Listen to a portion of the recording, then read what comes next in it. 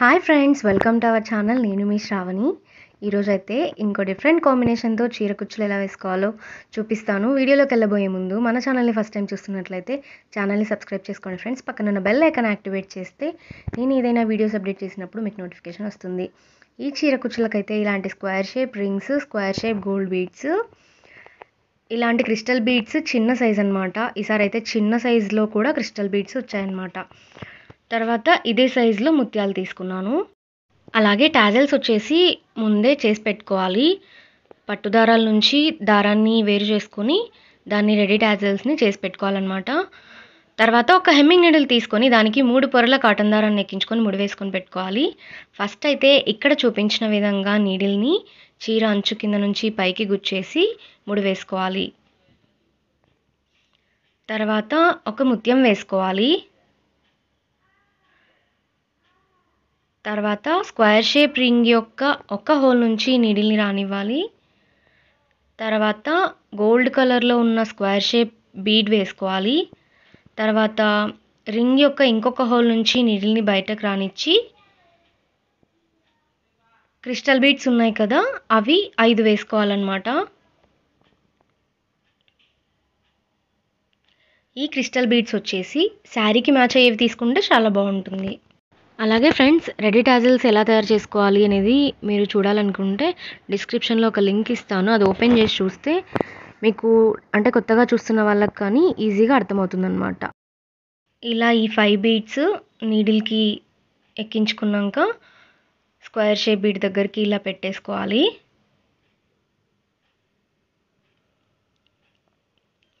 తర్వాత మనం ముందే రెడీ చేసుకున్నాం కదా టాజల్స్, 2 కలర్స్ ఉంటాయి కదా, అందులో ఒక కలర్ తీసుకొని ముడి అనేది మనకి కనిపించేలాగా వేసుకోవాలి.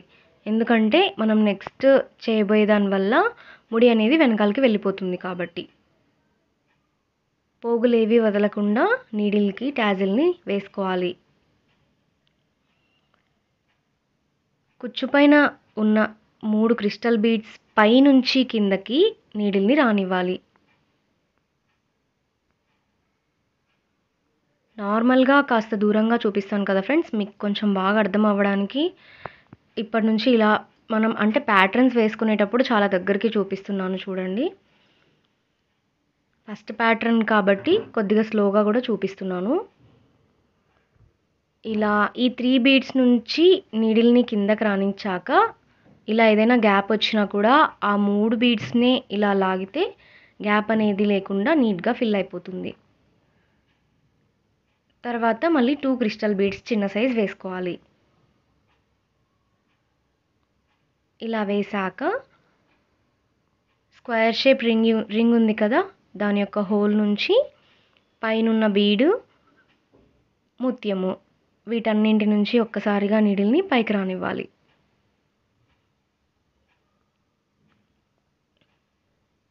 ఇలా రానిచ్చాక ముడి వేసుకోవాలి. ఫస్ట్ పైన ఒక ముడి వేసుకోవాలి. తర్వాత నీడిల్ని కిందకి దించి కింద కూడా ముడి వేసుకోవాలి.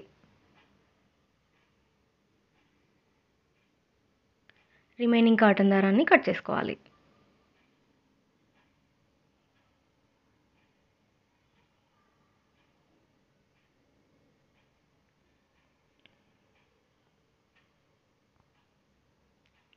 నేనైతే ఇక్కడ ఒక కుచ్చుకి మరో కుచ్చుకి గ్యాప్ వచ్చేసి ఒకటి పక్కన ఒక గీత డిస్టెన్స్ పెడుతున్నాను. కొద్దిగా దూరంగా కావాలి, తక్కువ కుచ్చులు కావాలి అని అనుకున్నప్పుడు 1.5 ఇంచ్ గ్యాప్ కూడా పెట్టవచ్చు.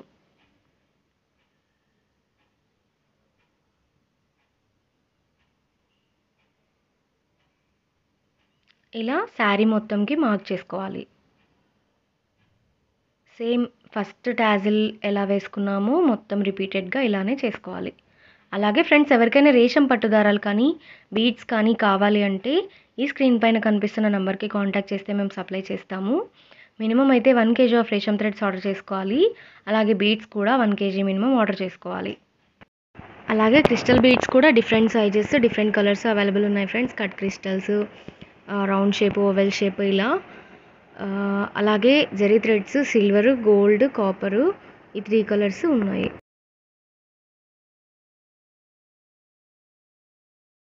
ఈ బీడ్ కూడా నేను స్క్వేర్ షేప్ బీడ్ వేశాను కదా మిడిల్‌లో. మీరేదైనా ఫ్లోరల్ బీడ్ కూడా మార్చుకోవచ్చు.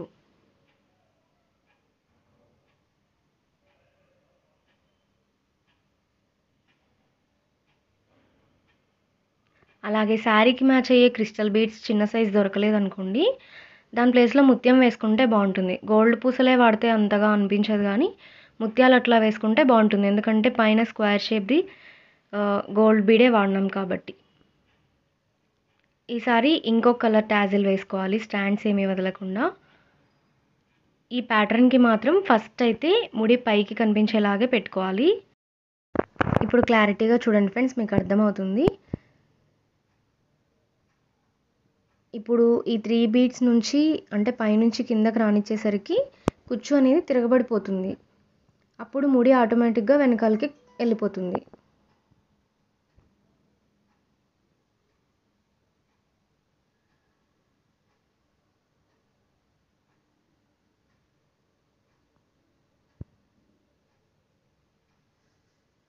చూడండి ఇలా పూసలు కతుక్కున్నప్పుడు ఆటోమేటిక్‌గా అది బ్యాక్ సైడ్‌కి వెళ్ళిపోతుంది.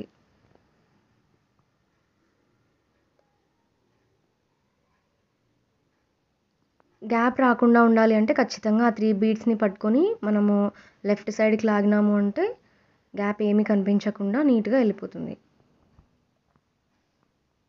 తర్వాత 2 బీడ్స్ వేసుకోవడం. మళ్ళీ స్క్వేర్ షేప్ బీడ్ దాని యొక్క పైనున్న బీడ్స్ నుంచి మొత్తంగా రానివ్వడం. మళ్ళీ పైన ముడి వేసుకొని రిమైనింగ్ కాటన్ దారాన్ని కట్ చేసుకోవాలి.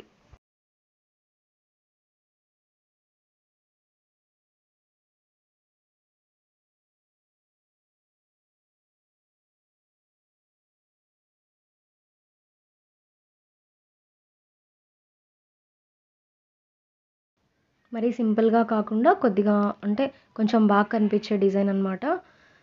వీడియో ఎక్కడ స్కిప్ చేయకుండా కంటిన్యూగా చూస్తే మీకు ఈజీగా అర్థమవుతుంది.